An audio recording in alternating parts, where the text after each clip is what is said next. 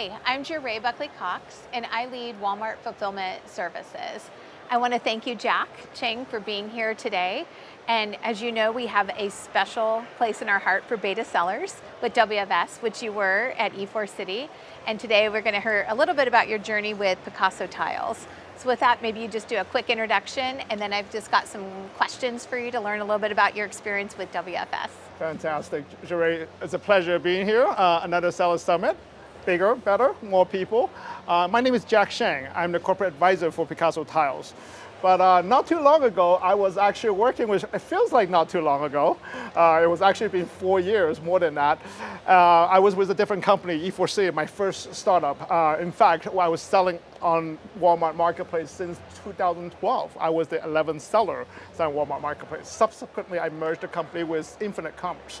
It was a very different time, right at the beginning of the pandemic, when another retailer, a 3PL, stopped taking shipments from us unless we were selling relief materials. So got the call from Jare and her team saying, hey, we have a new UWFS service, which I did not know what it stands for at the time, saying that, hey, you could actually take on these products. Now that was the time when carriers would just refuse to pick up products. Where even if you're lucky enough to have your product in the system, whether it's FedEx, UPS, it might not even move. But with Walmart, you guys actually provided a means to us, a lifeline to a certain extent, to actually let us actually try the service, which turned out to be fantastic. It was hard to believe that it was actually the first gen product. It felt very, very mature, complete with sellers like us in mind.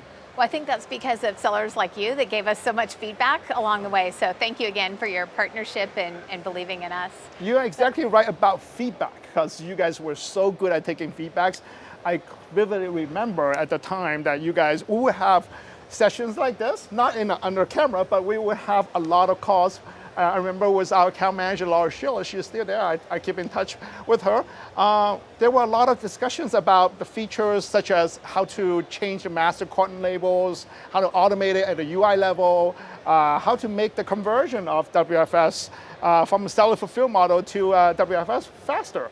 Or little things like the reporting, how to make bulk download possible. Yeah. We thought it was just a casual conversation. These features were rolled out in a matter of days, which really was to our surprise. I also remember the days when we worked with your director, Ian Flick, at the time, at the fulfillment center level. We were talking about, with the outbound status, a lot of procedures. Yep. Things just happen. And maybe it's not magic that people are like, oh, that's just the way it's supposed to be, but you guys are the biggest retailer in the world. Yep. And to receive that kind of instant feedback and roll out, is unheard of. So kudos to you, Jare. Yeah, thank you. And certainly we form a lot of trust. Yeah. And thanks to the transparency, we've actually, for all the companies I manage, we've always been keeping WFS coverage at over 80%. So companies I'm going to ask you a little bit more about that. Yeah. So maybe we'll get started if you just want to talk kind of a little bit about your journey from E4 City to PicassoTiles. Yeah, and did that kind of give you any new perspectives on using WFS?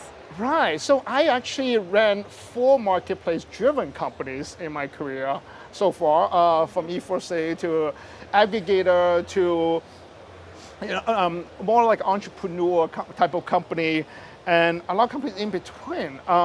What we noticed is that, and also the type of products, from really small electronic accessories to home products to furniture, and from homegrown to venture-backed, there are a lot of big range of these companies. The journey, what I noticed was that they all use WFS. Yeah. So that is the common denominator. And on the package side, we noticed it's also covering, that you guys cover from lightweight packages to very large packages and everything in between. And really shows that the level of flexibility and reliability that you have in the system.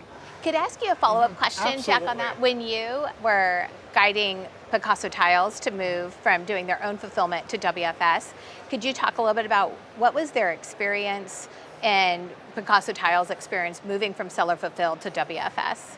Right, it was very smooth on the transition process. It was like a godsend. So now we're talking a company that about 70% of the annual sales happen within an 8-week time frame before Christmas. So you guys certainly provided the mean in terms of scalability. We scale up very quickly. It alleviates a lot of pain points from our warehouses. That was before we can even rave about pain points in terms, can you talk a little bit about what were those pain points and how does WFS help solve those? When we actually condense 70% of the annual sales in an 8-week period, that means we really have to max out everything. Yeah, capacity. That was the biggest pain point about whether it's people, manpower. Again, remember, and we're still struggling, I feel like, to a certain extent on the labor market. It's getting a little better.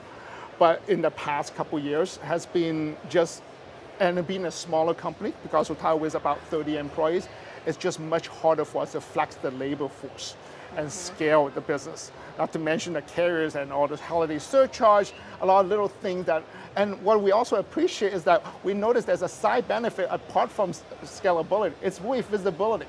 Once we're live, we realize, wait a second, buyers actually feel more confident about a Walmart fulfilled product, complete with your world-class customer service. So we also see the conversion lift as a result, not to mention tapping into your pool of W plus customer base. Those are the side benefit that we see, but that was not the biggest reason that we moved in was mostly on the scalability, but what we appreciate as a bonus is really the visibility piece. Yeah, that's great, Jack. You've heard that we just announced some new services, including our multi-channel solutions. Are there other services or features that you recommend or you'd like to see WFS roll out? Right, that's great. I actually want to talk about that MCS I will say you have always been a great partner and given lots of feedback, so I know this will be great. Two parts to my answer. I love to talk about the MCS, and also I do have an ask. Okay. So I'll save the ask later. Okay. On the WFS, the MCS side, is everything that we've been asking for years because a lot of Walmart sellers are multi-channel sellers, be it their own DTC site or they might sell at another marketplace. What we need is that we need a service that can, when we commit inventory to WFS, we want to make sure that we can also have a way to lift the lid off the steam a little bit, just in case if there's a hiccup in demand or seasonality or things that's just unexpected. We want a different venue to actually ship our products and mobilize our products somewhere else. Because one of the biggest, and the hard cost for selling is really truly inventory in a marketplace business.